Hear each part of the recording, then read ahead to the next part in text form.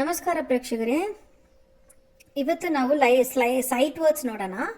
Sight words ಅಂದರೆ come, down, find, for, jump, here, make, set, C, take. ಇದನ್ನ sight words ಅಂತ ಹೇಳ್ತಾರೆ.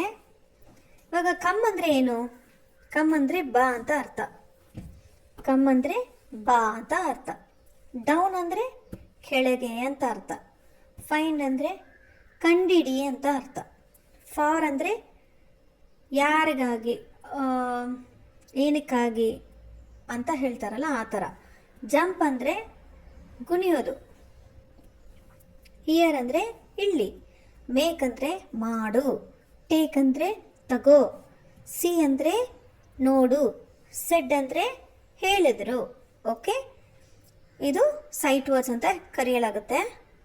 ಇದು ನಿಮ್ಮ ಮಕ್ಕಳಿಗೆ ತುಂಬ ಇಂಪಾರ್ಟೆಂಟ್ ಆಗಿರೋ ವಿಷಯ. ಇದನ್ನು ಕಲ್ತ್ಕೋಬೇಕು. ಇನ್ನೊಂದು ಸಿಂಪಲ್ ಸೈಟ್ ವರ್ಡ್ಸ್ ಅಂತ ಹೇಳ್ತಾರೆ. ಅದೇನು ಗೊತ್ತಾ? ಇವಾಗ ಐ ಅಂದರೆ ಏನು? ನಾನು ಅಂತ. ಆಮ್ ಅಂದರೆ ಅದು ನಾನು ಅಂತಾನೆ, ಐ ಆಮ್. ಟು ಅಂದರೆ ಅವರು ಕೊಡು, ಇವರು ಕೊಡು, give it to him, give it to her ಅಂತ ಹೇಳ್ತಾರಲ್ಲ ಆ ಥರ. ದಿಸ್ ಇದು. ಡೂ ಮಾಡು. ಮೈ ನಂದು. ಹಿ ಅವನು. ಇಸ್ ಅಂತನೂ ದಿಸ್ ಇಸ್ ಮೈ ಬುಕ್, ಇದು ನನ್ನ ಬುಕ್ ಅಂತ ಹೇಳುವಾಗ ಇದು ಇಸ್ ಯೂಸ್ ಆಗುತ್ತೆ. ಬಿ ಅಂದರೆ ಇಲ್ಲಿ ಇರು. ಆರ್ ಅದು ಇಲ್ಲಿ ಅಲ್ಲದೋದ್ರೆ ಇದು ಅಂತ ಹೇಳ್ತೀವಲ್ಲ, ಅಲ್ಲದೋದ್ರೆ ಅದು ಆರ್. ಯು ಅಂದರೆ ನೀನು. ಅಟ್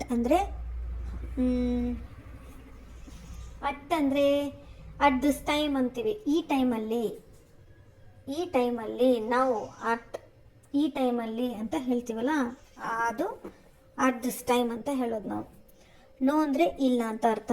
ಆರ್ ಅಂದರೆ ದೇ ಆರ್ ಗೋಯಿಂಗ್, ಹಂಗಂದರೆ ಅವರೆಲ್ಲರೂ ಹೋಗ್ತಾ ಇದ್ದಾರೆ. Okay, they are going. ಇವಾಗ ಒಂದಕ್ಕೆ ಮೇಲೆ ಜನ ಇದ್ದರೆ ಅದಕ್ಕೆ ಆರ್ ಅಂತ ಯೂಸ್ ಮಾಡ್ತೀವಿ. ಒಂದಕ್ಕೆ ಮೇಲೆ ಐಟಮ್ಸ್ ಇದ್ದರೆ ಅದಕ್ಕೂ ಆರ್ ಅಂತ ಯೂಸ್ ಮಾಡ್ತೀವಿ. ಇಸ್ ಅಂತ ಈ ಇಸ್ ಇದೆಯಲ್ಲ, ಅದು ಒಂದು ಐಟಮ್ ಒಂದಕ್ಕೆ ಏಕವಚನಗೆ ಇಸ್ ಅಂತ ಹೇಳೋದು. ಬಹುವಚನ ಮಾತಾಡಬೇಕಾದ್ರೆ ಆರ್ ಅಂತ ಹೇಳ್ತಾರೆ. ಅವನು ಎಲ್ಲಿ ಹೋಗ್ತಾ ಇದ್ದಾನೆ? Where is he going. ಆದರೆ ಕನ್ನಡದಲ್ಲಿ ಆರ್ ಯಾವಾಗ ಬರುತ್ತೆ ಅಂದರೆ ಅವರೆಲ್ಲರೂ ಎಲ್ಲಿ ಹೋಗ್ತಾ ಇದ್ದಾರೆ ಅಂತ ಕೇಳ್ತೀವಲ್ಲ, ಅದಕ್ಕೆ where are they going, where are they going ಅಂತ ಹೇಳೋದು, ಅಲ್ಲಿ ಯೂಸ್ ಮಾಡೋ ವರ್ಡ್ಸ್. ಆ್ಯನ್ ಅಂದರೆ ಒಂದು ಆ್ಯಪಲ್ ಅಂದರೆ ಓವಲ್ಸ್ ಬರುತ್ತಲ್ಲ, ಓವಲ್ಸ್ AEIOU, ಆ ಲೆಟರ್ಸ್ ಬರಬೇಕಾದ್ರೆ ಆ ಲೆಟರ್ಸ್ ಬರೋ ಫಸ್ಟು ಲೆಟರ್ಸ್ ಅದು ಬರುತ್ತೆ ಅಂದರೆ ಆ ವರ್ಡ್ಗೆ ಮುಂಚೆ ನಾವು ಅದಕ್ಕೆ ಮುಂಚೆ ನಾವು ಆ್ಯನ್ ಅಂತ ಯೂಸ್ ಮಾಡಬೇಕು. Okay, an apple, an engine ಅಂತ, ಇಲ್ಲಾಂದರೆ ಎ ಅಂತ ಯೂಸ್ ಮಾಡಬೇಕು. ಇವಾಗ ಹ್ಯಾವ್ ಇದೆ. ಇಫ್ ಅಂದರೆ ಏನು? If you go there. ಇವಾಗ ನೀನಲ್ಲಿ ಹೋದರೆ, ಇಫ್ ಯು ಗೋ ದೇರ್ ಹಂಗಂದರೆ ನೀನಲ್ಲಿ ಹೋದ್ರೆ ಅಂತ ಹೇಳ್ತೀವಲ್ಲ, ಆವಾಗ ಯೂಸ್ ಆ ಥರ ಪ್ಲೇಸಲ್ಲಿ ಯೂಸ್ ಮಾಡೋದು. If I go. ವಾಸ್ ಅಂದರೆ ಏನು? ಇತ್ತು. ಓಕೆ, ವಾಸ್ ಅಂದರೆ ಇಟ್ ವಾಸ್ ದೇರ್, ಹಳೇದು ಮುಗಿದೋಗಿರೋ ವಿಷಯ. ಇಟ್ ವಾಸ್ ದೇರ್, ಅಲ್ಲೊಂದು ಇತ್ತು ಅಂತ ಹೇಳ್ತೀವಲ್ಲ, ಆ ಥರ ಯೂಸ್ ಮಾಡಬೇಕಾದ್ರೆ ಜಾಗದಲ್ಲಿ ಯೂಸ್ ಮಾಡೋದು ಇದು. ಇನ್ ಅಂದರೆ ಒಳಗಡೆ. ದ ಅಂದರೆ ಇವಾಗ ಎ ಅಂತ ಯೂಸ್ ಮಾಡ್ತೀವಲ್ಲ, ಎ ಅನ್ನು ಯೂಸ್ ಮಾಡೋ ಪ್ಲೇಸಲ್ಲಿ ದ ಅಂತಲೂ ಯೂಸ್ ಮಾಡ್ಬೋದು ಐಟಮ್ಸ್ಗೆಲ್ಲ. Okay, this is the book, this is the place ಅಂತ ಹೇಳ್ತೀವಲ್ಲ ಆ ಥರ. ಅಪ್ ಅಂದರೆ ಮೇಲೆ. ಆ್ಯಂಡ್ ಅಂದರೆ ಇದು ಮತ್ತು ಅದು, ಇದು ಮತ್ತು ಅದು ಎರಡು ಸೇರಿಸಿ ಯೂಸ್. ಇದು ಅಲ್ಲದೋದ್ರೆ ಅದು ಅಂದರೆ ಆರ್ ಅಲ್ಲೋದು. ಇದು ಅದು ಅಂತ ಹೇಳುವಾಗ ಆ್ಯಂಡ್ ಅಂತ ಹೇಳ್ತೀವಿ. ಗೋ ಅಂದರೆ ಹೋಗು. ಮೀ ಅಂದರೆ ನಾನು. ಬೈ ಅಂದರೆ ದಿಸ್ ಇಸ್ ಬೈ ಮೀ, ಇದು ನನ್ನ. ಇವಾಗ ದಿಸ್ ಇಸ್ ಬೈ ಮೀ ಅಂತ ಒಂದು ಸೆಂಟೆನ್ಸ್ ಹೇಳಿದ್ರೆ ಇದು ನಾನು ಮಾಡಿದ್ದು ಅಂತ ಹೇಳ್ತೀವಲ್ಲ, ಇದು ನಾನು ಮಾಡಿದ್ದು, ಆ ಟೈಮಲ್ಲಿ ನಾವಿದು ಬೈ ಅಂತ ಯೂಸ್ ಮಾಡೋದು. ಇನ್ನೊಂದು ಬೈ ಬರುತ್ತೆ, BUY ಬೈ. ಅದು ಏನಾದ್ರು ತಗೊಳ್ಬೇಕಾದ್ರೆ, ಇವಾಗ ಏನಾದ್ರು ನಾವು ಅಂಗಡಿಗೆ ಹೋಗಿ ಏನಾದ್ರು ತಗೊಳ್ತೀವಲ್ಲ, ಅದನ್ನು ಬೈ ಅಂತ ಹೇಳೋದು. ಇದು BY ಬೈ, ಇದು ನನ್ನಿಂದ ಅಂತ ಅರ್ಥ. ಇಟ್ ಅಂದರೆ ಏನು? ಕೀಪ್ ಇಟ್ ದೇರ್, ಅದು ಅಲ್ಲಿ ಇಡು ಅಂತ ಹೇಳ್ತೀವಲ್ಲ, ಅಂಥ ಜಾಗದಲ್ಲಿ ಇಟ್ ಅಂತ ಯೂಸ್ ಮಾಡೋದು. Keep it there. ಇಟ್ ಅಂದರೆ ಆ ಐಟಮ್ಗೆ ಹೆಸ್ರೇನು ಗೊತ್ತಿಲ್ಲ ಅಂದರೆ, ಇಲ್ಲ ಹೆಸರು ಹೇಳಬೇಕಾಗಿರೋ ಅವಶ್ಯಕತೆ ಇಲ್ಲ ಅಂದರೆ ಕೀಪ್ ಇಟ್ ದೇರ್. ಇವಾಗ ಉಸಿರಿಲ್ಲದೆ ಇರೋ ಉಸಿರಿಲ್ಲ ಅಂದರೆ ಅದಕ್ಕೆ ಇಟ್ ಅಂತ ಹೇಳ್ತೀವಿ. ಅದನ್ನು ಅಲ್ಲಿ ಇಡು. ಏನಾದರೂ ಒಂದು ಐಟಮ್ಸ್ನ,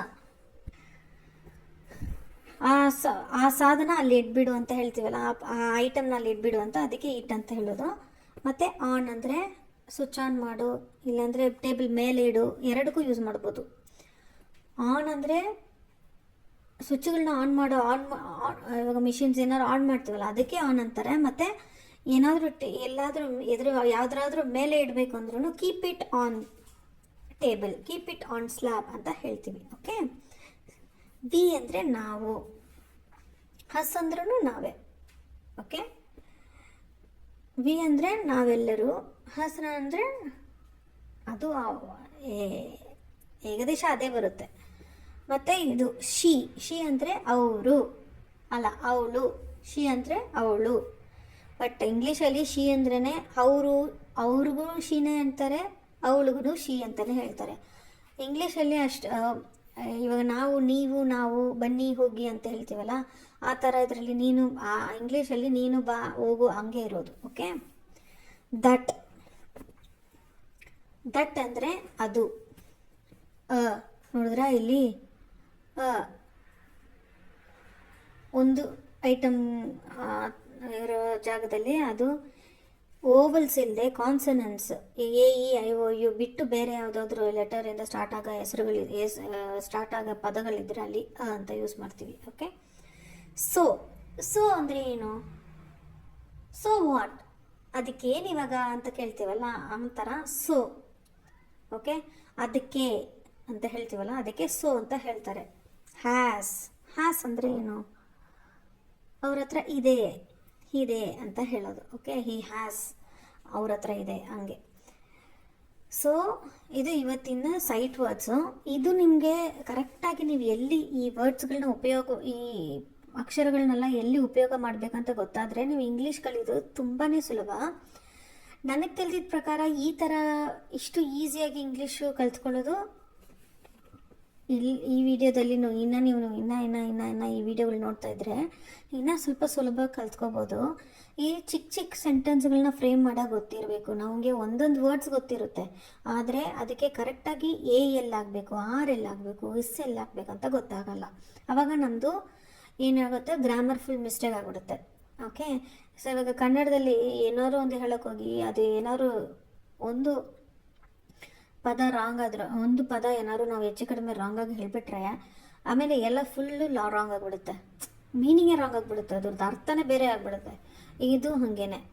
ಈಗ ಒಬ್ರು ಹೋಗ್ತಾ ಇದ್ದಾರೆ ಅಂತ ಹೇಳೋದಕ್ಕೆ ಒಬ್ರು ಹೋಗ್ತಾ ಇದ್ದಾರೆ ಅಂತ ಹೇಳೋದಕ್ಕೆ ಈಸ್ ಗೋಯಿಂಗ್ ಅಂತ ಹೇಳೋದು ಓಕೆ.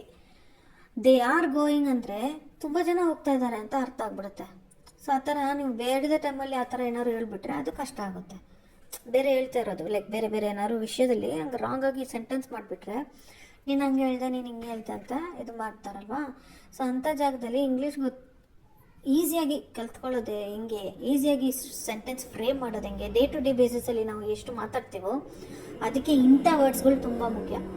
ದೊಡ್ಡ ವರ್ಡ್ಸ್ ಗೊತ್ತಿಲ್ಲ ಅಂದ್ರೂ ಇಂಥ ವರ್ಡ್ಸ್ ಇಟ್ಕೊಂಡ್ರೆ ಜಾಸ್ತಿ ಮ್ಯಾನೇಜ್ ಮಾಡಬಿಡ್ಬೋದು. ಆದರೆ ಇದು ಕರೆಕ್ಟಾಗಿ ನೀವು ಕಲ್ತ್ಕೋಬೇಕು. ಆಯಿತಾ? Okay. Thank you for watching. ಈ ಚಾನೆಲ್ ನಿಮ್ಗೆ ಇಷ್ಟ ಆದರೆ ಸಬ್ಸ್ಕ್ರೈಬ್ ಮಾಡಿ, ಶೇರ್ ಮಾಡಿ ಮತ್ತು ಲೈಕ್ ಮಾಡಿ. ಓಕೆ.